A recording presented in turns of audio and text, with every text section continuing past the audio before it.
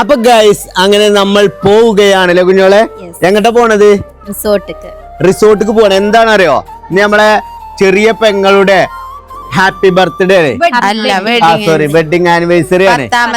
10ാമത്തെ wedding anniversary ആണ്. അപ്പൊ നമ്മള് ഫാമിലി എല്ലാരും പാടെ കൂടിയിട്ടൊരു മീറ്റപ്പ് ഒക്കെ സെറ്റ് ആക്കിയിട്ട് പോകട്ടെ. അപ്പൊ കാഴ്ചകളിലേക്ക് പോവാം. Okay guys. അപ്പൊ ഗൈസ്, നമ്മൾ കേരളത്തിലെ 1 കിലോമീറ്റർ നീളമുള്ള നടപ്പാതയുള്ള റിസോർട്ടാണ് ഇതിന്റെ ഏറ്റവും വലിയ പ്രത്യേകത അല്ലെ. ഈ പാടത്തിന്റെ അപ്പുറം ഇപ്പുറം ഈ റിസോർട്ടാണ് അല്ലെ.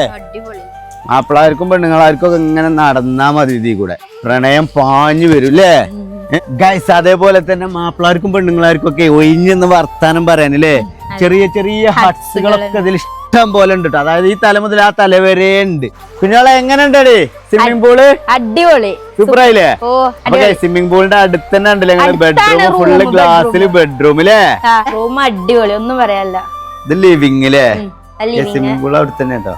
കുറഞ്ഞ പൈസക്ക് പ്രീമിയം റൂമോട് കൂടി ഇത്രയും ഫെസിലിറ്റി ഉള്ള ഈ ഒരു റിസോർട്ട് എവിടെയാണ് നിങ്ങൾക്ക് അറിയോ? അതായത് സ്വന്തമായിട്ട് ടർഫുള്ള റിസോർട്ടാട്ടത്.